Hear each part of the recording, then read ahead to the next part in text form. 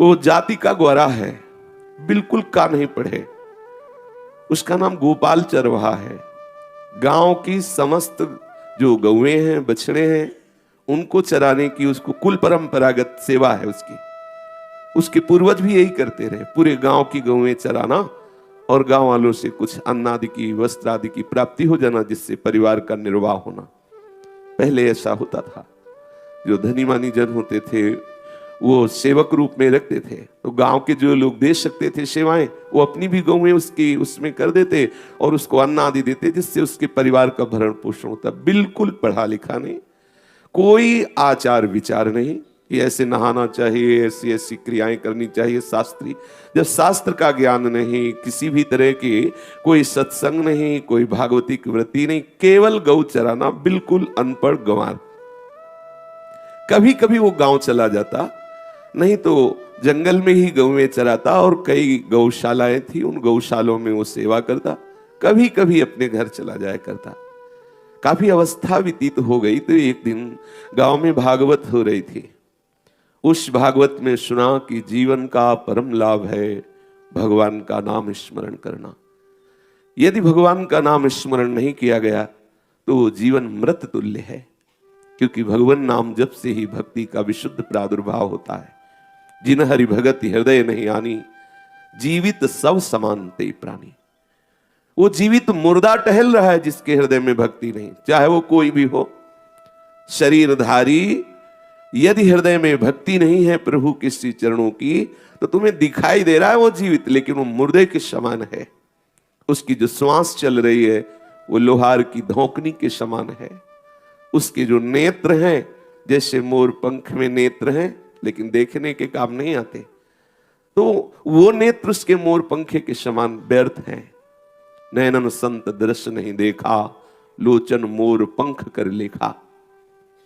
उस जिसकी वाणी से भगवत यश गान, भगवान नाम कीर्तन नहीं होता, प्रपंच की वार्ता होती रहती है, तो जिन भगवत चर्चा से रहित वाणी का वर्णन महापुरुषों ने किया है कि जी है सो दादुर जी है समाना, जिन नहीं करे राम गुण गाना, जी है सो दादुर जी है समाना।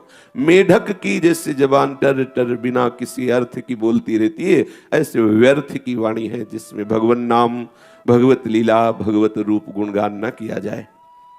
जीवन की सार्थकता यही है। उसके हृदय में बैठ गई बात कि हमारा जीवन तो गौ सेवा में जा रहा है, कोई महत्व बुद्धि से नहीं गौ सेवा कर रहा, केवल उदर पोषण का एक साधन है।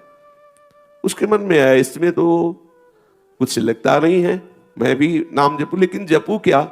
थोड़ी देर और खड़ा रहा तो वहां कीर्तन हो रहा था, जय राम कृष्ण हरि, जय राम कृष्ण हरि, जय राम कृष्ण हरि, जय राम कृष्ण हरि। उसके हृदय में बात बैठ गई। उसी भागवताचार्य के प्रति बहुत भावनाएं कि मेरा जीवन तो व्यर्थ जा रहा था, आपकी कृपा से भगवान नाम का महत्व सुनने को मिला। बैठ के नहीं सुना, खड़े खड़े सुना, बस हृदय में बैठा लिया। अब इसमें कोई वेद पढ़ने की तो आवश्यकता है नहीं, बस केवल बोलना है। शुरू कर दिया, जय राम कृष्ण हरि, जय राम कृष्ण हरि, जय राम कृष्ण हरि।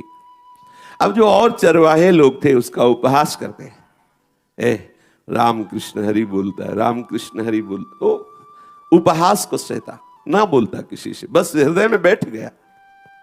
देखो वही सबसे बड़ा ज्ञानी है, वही सबसे बड़ा धर्मात्मा है, वही सबसे बड़ा तपस्वी है, जो निरंतर अपनी जिह्वा से नाम जप करता रहता है, किसी भी कुल का हो।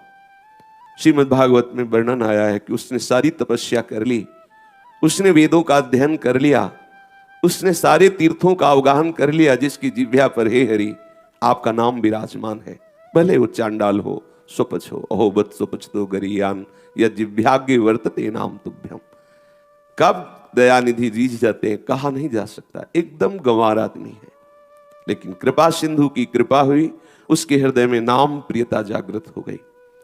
काफी समय व्यतीत, अब तो उसकी जिह्वा अनवरत बिना किसी विक्षेप के बस राम कृष्ण हरि, राम कृष्ण हरि, राम कृष्ण हरि गाय चराता।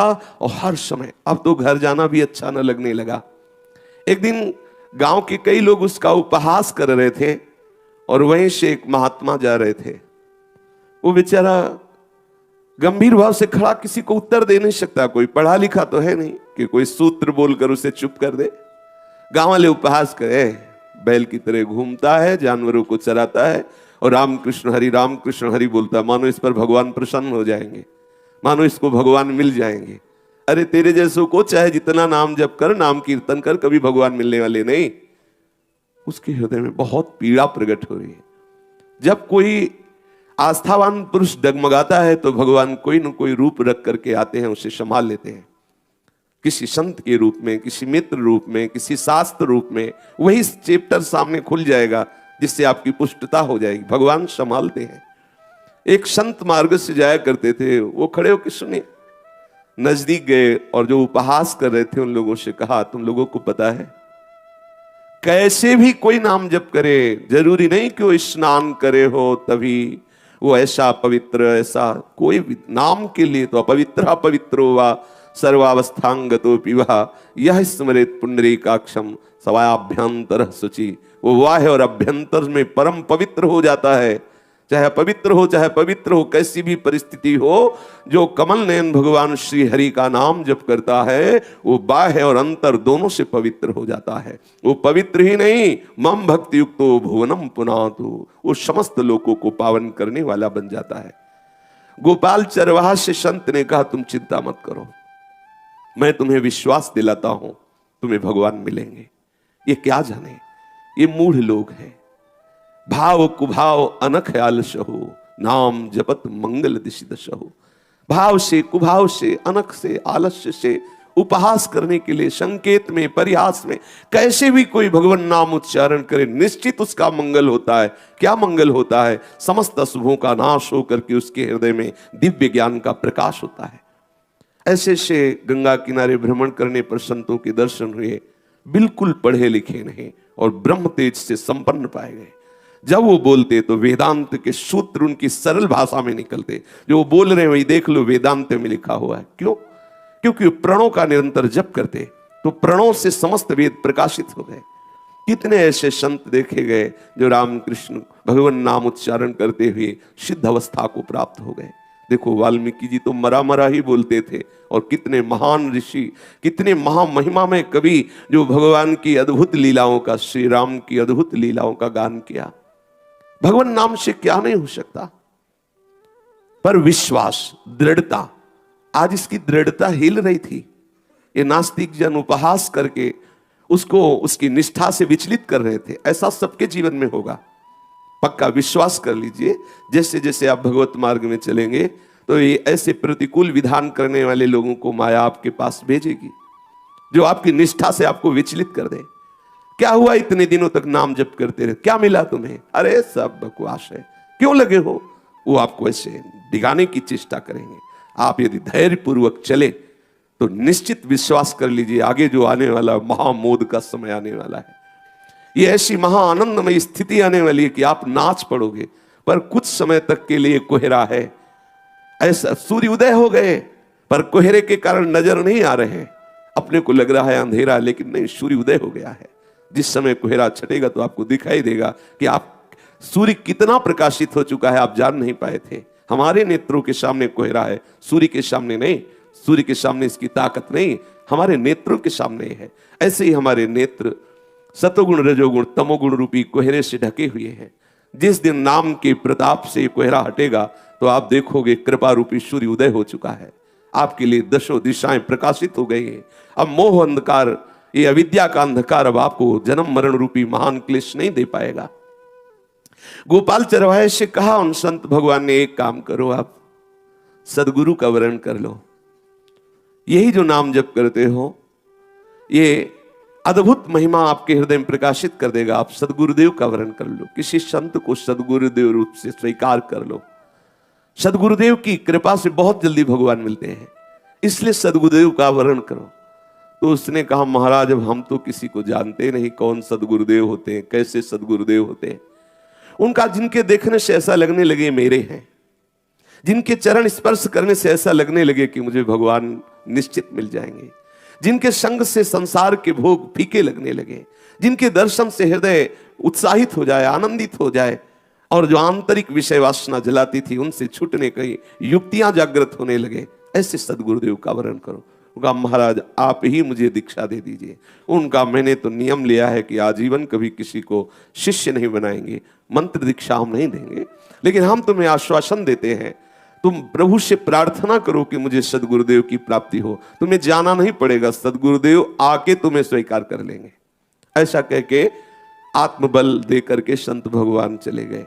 अब वो तो रोज गाय चराते हुए मार्ग की तरफ देखता कि कब सदगुरुदेव आ रहे हैं, और राम कृष्ण हरि ऐसा उच्चारण करके प्रभु से प्रार्थना करता कि प्रभु, संत भगवान ने कहा है गुरुदेव की कृपा से ही आप मिलते हो, तो प्रभु मुझे गुरुदेव मिला दीजिए। एक दिन भगवान नाम जापक अनुराग में छके हुए एक वैरागी महापुरुष उधर से निकले।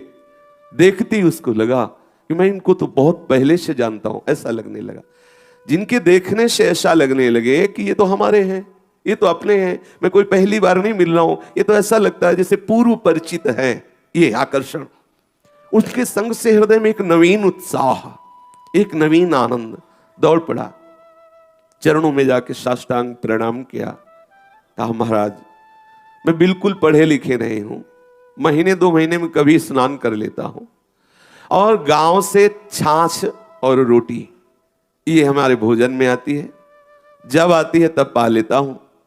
हमारी कोई ऐसी शास्त्रीय दिनचर्या नहीं है। पर संत भगवान ने कहा था कि गुरुदेव के वर्ण किए बिना भगवान का साक्षात्कार नहीं होता, इसलिए आप हमें मंत्र दे करके, दीक्षा दे करके कृतार्थ कीजिए। उन्होंने कहा आपकी सरलता देखकर हम आपको मंत्र दे सकते हैं, पर कुछ नियमावली है, वैष्णव होने पर, शरणागत होने पर कुछ नियम धारण करने पड़ते हैं। उन्होंने कहा महाराज बिल्कुल पढ़े लिखे नहीं, और हमारी नहाने धोने में कोई आस्था नहीं है कि आप हमें कहें कि रोज सुबह स्नान, ये हमसे हो नहीं पाएगा। हम ठहरे चरवाहा, और हम ना ठाकुर सेवा विराजमान कर पाएंगे क्योंकि हमें गाय चरानी है, ना हम स्नान कर पाएंगे रोज, ना हम ठाकुर सेवा स्वीकार कर पाएंगे, और ना हम कोई शास्त्र पढ़ सकते हैं क्योंकि हम गंवार हैं। बस आप दीक्षा दे दीजिए। वो विचार में पड़ गए कि कोई भी वैष्णव सिद्धांत ये स्वीकार नहीं कर सकता, तो इसको हम कैसे दीक्षा दे दें। फिर विचार किया कि जीव तो प्रभु का साक्षात अंश है, और प्रभु की प्राप्ति की उसकी इच्छा है, तो ये इच्छा ही समस्त साधनों की पूर्ति है। ध्यान दीजिए, आप सब क्रियाएं कर रहे हैं, लेकिन आपके हृदय में भोग भोगने की इच्छा है, तो आप अपवित्र हैं। आप बिल्कुल स्नान नहीं किए, लेकिन आपको भगवत प्राप्ति की इच्छा है, तो आप परम पवित्र हैं। यह सूक्ष्म विषय है। हमारे अंदर भगवत प्राप्ति की अगर इच्छा जागृत हो जाए तो सब मलिनताएं इस इच्छा से नष्ट हो जाती। जैसे अभी हम सत्संग सुन रहे हैं तो हृदय कितना शीतल निष्काम, अभी भोग वासना प्रकट हो, भोग की इच्छा प्रकट हो, मलिनता छा जाएगी। एक भोग, किसी भी इंद्रियजन्य भोग की इच्छा होते ही हृदय मलिन हो जाता है, चंचल हो जाता है, क्लेश युक्त अशांत हो जाता है। तो जब भगवत प्राप्ति की इच्छा जागृत होती है तो इस इच्छा में इतनी सामर्थ्य है कि वो संपूर्ण अपवित्रताओं का नाश करके उसे परम पावन बना दे। तीर्थी कुर्वन्ति तीर्थानि, वो तीर्थों को तीर्थत्व प्रदान करने की सामर्थ्य वाला हो जाता है, जिसके हृदय में भगवत मिलन की चाह प्रकट हो गई है। उन गुरुदेव भगवान के हृदय में एक बात आई कि ये भगवत मिलन चाहता है, इससे बढ़कर और क्या हो सकता है। तो उनका ठीक है, जाओ, अच्छा आज तो स्नान करके आ जाओ। बोले महाराज अब ये भी आज्ञा पालन नहीं होगी, अब हमें गाय चरानी है, आपको स्नान करने जाओ, हम कई कोस चल के गंगा नहा के आवे, ये हमसे नहीं हो सकता, क्योंकि हमारा गाय चराने का काम। संत भगवान विचार में पड़ गए कि तो बहुत ही बिल्कुल अनपढ़ गंवार आदमी। अच्छा मैं तुम्हें भगवान का मंत्र देता हूं, लेकिन एक नियम तुम्हें स्वीकार करना पड़ेगा, अगर ये नियम स्वीकार नहीं किया तो मंत्र नहीं देंगे। तो उनका जी एक नियम तो कोई बता दो, वो स्नान करने वाला ना हो, शास्त्र पढ़ना ना हो, और ठाकुर सेवा ना हो, 3 के सिवा और आप बता दो जो। फिर वो विचार में पड़ गए कि ठाकुर सेवा भी नहीं, शास्त्र स्वाध्याय भी नहीं, स्नान भी नहीं। तो उनका एक काम करना कि भगवान को भोग लगा के पाना। कैसे भोग लगाया जाता है? सामने भोजन रख लेना और आंख मूंद कर कहना हे गोविंद हे कृष्ण पधारो, क्योंकि कोई मंत्र आदि की तो दय्यम्बस्तो गोविंदम तो वो पढ़े लिखे नहीं। आप कहना कि हे कृष्ण हे करुणामय, आप कृपा करके पधारो, और जो हमारे पास रूखा सूखा है आप पाओ, और थोड़ी देर आप देखना और भगवान को पवा के फिर पा लेना। हाँ, ये बात हो जाएगी, क्योंकि इसमें कोई नहाना धोना नहीं, कोई ऐसा, हाँ ये ठीक है। अब वो सरल हृदय का जितनी बात स्वीकार करता, बिल्कुल ठीक उसको निर्वाह करने वाला। गुरुजी तो उसको मंत्र दिया, श्री तुलसी जी की कंठी धारण कराई और कहा बेटा बस खूब ये मंत्र जपना, और इसके बाद ऐसे जब प्रसाद पाना तो ठाकुर को भोग लगाना। अब वो तो केवल भाव के लिए बोले थे कि आंख मूंदना और भगवान पाएंगे। अब उसके पास रोटी और छाछ, जो मठा है उसे छाछ कहते हैं, गांव से 4-6 रोटी आ जाती और छाछ आ जाती। और एक रज के पात्र में छाछ रख के और एक पत्ता में रोटी रख के आंख मूंद के बैठा, हे गोविंद हे कृष्ण पधारो। गुरुदेव ने कहा है कि आप पाओ भोग तब हम पाएंगे। थोड़ी थोड़ी देर में आंख खोल के देखता वैसे ही छाछ और रोटी रखी मिलती। अब शाम हो गई, लेकिन गोविंद पद, उन गुरुदेव का मतलब था भाव से समर्पित करना। वो सीधा साधा आदमी समझा कि भगवान को पवा के पाना, भगवान आएंगे उनको पवाएंगे, हम भी पा लेंगे। उसके हृदय में ये बात बैठ गई। बड़े आश्चर्य की बात है, उसने एक कवल्प नहीं पाया। गायों को रोटी पवा दी, छाछ फेंक दिया।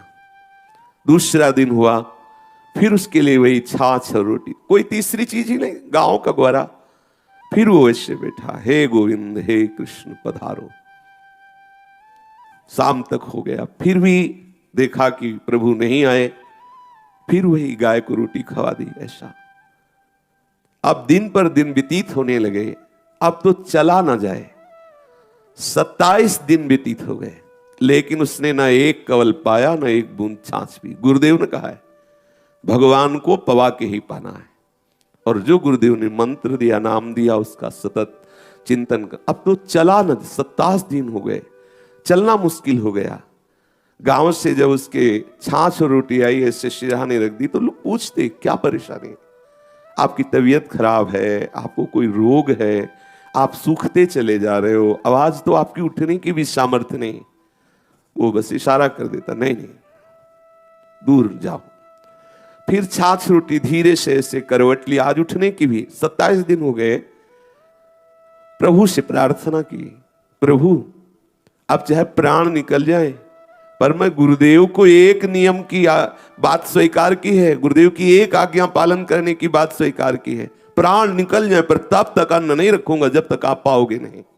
गुरुदेव ने कहा है कि भगवान को पवा के पाना, भोग का तात्पर्य है भगवान को पवा के पाना। सीधा साधा आदमी अब अश्रु प्रवाह हो रहा है, बार बार भाव से पुकार रहा है, प्रभु आ जाओ पालो। हमें प्राणों की चिंता नहीं है, एक बार तो मरना ही है, पर प्रभु आप आ जाओ, आप पालो। थोड़ी देर में देखा कि जैसे कोई महान अमृतमय स्पर्श हुआ हो। उस गोपाल चरवाहे ने देखा कि इंद्र नीलमणि अंग की कांति है, नौ किशोर अवस्था है, फेंट में बांसुरी, बिल्कुल चरवाहा रूप ठाकुर जी का, नटवर बपू। जैसे अपने ब्रज में गाय चराने श्री ठाकुर जी महाराज सखाओं के साथ जाते, ठीक वही चरवाहा रूप जैसा। और देखा अरे ये तो इतने तेजस्वी प्रभु ही हो सकते। प्रभु ने उठाया, उसको बैठाला और बोले देखो मैं आ गया। और वो सूखी रोटी और छाछ प्रभु पा रहे। फिर उसी का बचा हुआ उच्छिष्ट जो प्रभु ने पाया, अपने हाथ से गोपाल को पवा रहे। जैसे ही उच्छिष्ट पाया, उसके समस्त अनंत जन्मों के अशुभ संस्कार नष्ट हुए, दिव्य उसके नेत्र खुले, देखा सच्चिदानंद प्रभु विराजमान, अद्भुत आनंद। बार बार गुरुदेव के चरणों में प्रणाम कर रहा है। गुरुदेव, वो संत सच्ची बात कहते थे कि गुरुदेव के बिना भगवान नहीं मिलते। देखो आपने कृपा की और भगवान मिल गए। भगवान ने कृपा करके उसे उपदेश किया कि तुम जैसा कर रहे हो ऐसा ही नित्य करो, मैं रोज तुम्हारे साथ प्रसाद पाऊंगा आके। और अंत में उसका जब शरीर छूटा, वो गोप सखा होकर भगवान की नित्य सेवा में पहुंच गया। जो भगवान नित्य लीला विहारी हैं, उनका नित्य सखा भाव प्राप्त करके उनकी नित्य सेवा में, नित्य खेल में सम्मिलित हो गया, क्रीड़ा में सम्मिलित हो गया। बोलो क्या पढ़ा लिखा? एक निष्ठा। श्रवण किया, भक्ति प्रारंभ होती श्रवण से। श्रवण सुजस सुनी आयो प्रभु भंजन भवभीर। श्रवणम, सबसे पहली भक्ति श्रवण।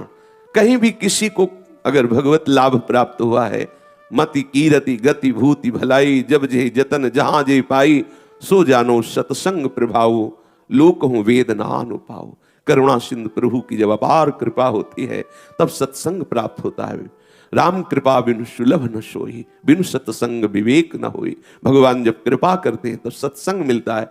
हमारा सत्संग से जो परम लाभ मिलना चाहिए वो इसीलिए नहीं मिल पा रहा है कि हम बात को दृढ़ता पूर्वक पकड़ते नहीं हैं और साथ में कुसंग करते रहते हैं, इसीलिए हमें लाभ नहीं मिल पा रहा। यदि हम सत्संग की एक भी बात दृढ़ता पूर्वक पकड़ ले, प्राण चाहे निकल जाए, हम वो बात ना छोड़े, तो ठाकुर जी का अनुभव हो जाएगा, समस्त वासनाएं क्षीण हो जाएंगी।